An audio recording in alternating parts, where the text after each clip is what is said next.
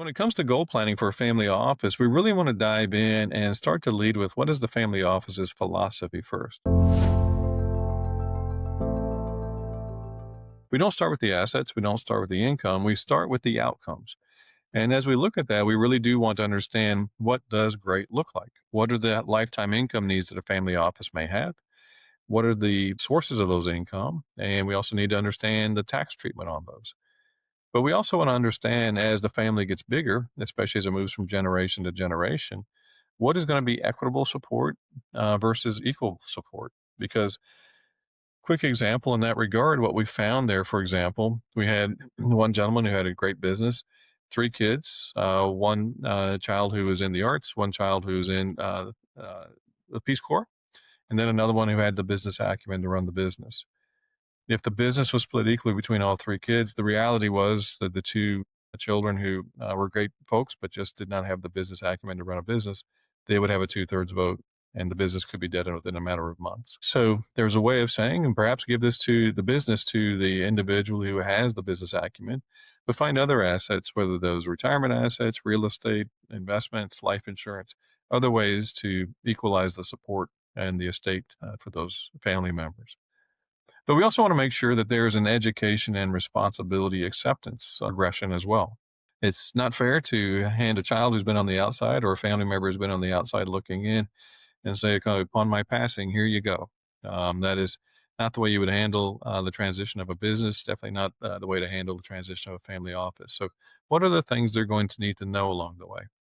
I still remember, even as an 8-year-old child, my parents introducing me to the idea of interest compounding. Didn't fully understand it at the time, but I remember, since being a small child, hearing the concept of the rule of 72 and how things double depending on the interest rate.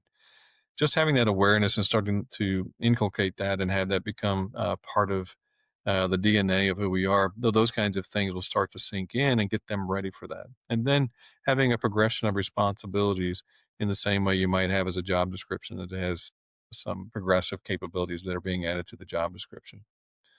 But we also want to look at time horizons. There are very different strategies for something that's more short term versus midterm and long term. For example, if knew we needed a significant business investment, or if we knew that we were going to be funding a significant expansion, or even dropping a lot of cash for multiple kids going to college, we'd probably want to have some safety and security around those assets if those are coming up in the near term. However, we also may say, in regard to the business or perhaps a future estate planning conversation, this is really mid to longer term money. So do we have a higher risk tolerance for those? And that's part of what we need to understand as well, is where does the family exist on that, especially as the family office starts to span multiple generations. There may be some folks who very much adhere to Warren Buffett's strategy. And then in some cases, other generations may say we're going all into crypto. And so where do we find that right balance? And also, in regard to the family investment thesis, what are some of the things that you want to lean into more heavily? And in other cases, what are some of the no go investment options? These are things that just don't align with our values. And so we see that a lot with what you might call some of the vice industries or others that just are not aligned with someone's value. And the real reason that we want to understand this is because what we find is that there is the analogy of family offices tend to go shirt sleeves to shirt sleeves inside of three generations. And what that means is, typically the first generation had a good idea of how to build something. Second generation often had a bit of a front row seat to see how it got built and has a decent idea of how to maintain it.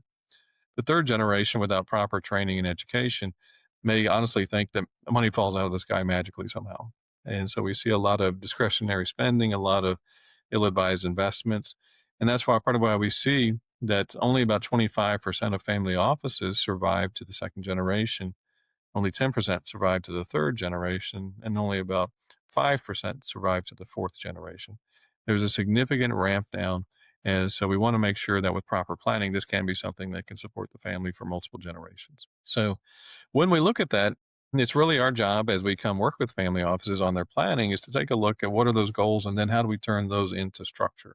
So how does the income planning need to make sure that the household and the business and the charities and other assets run effectively, and how does that dictate the investment strategy? We also take a look at, again, what's that balance between equity and equality and how that affects the asset positioning as well as the trust and the estate planning.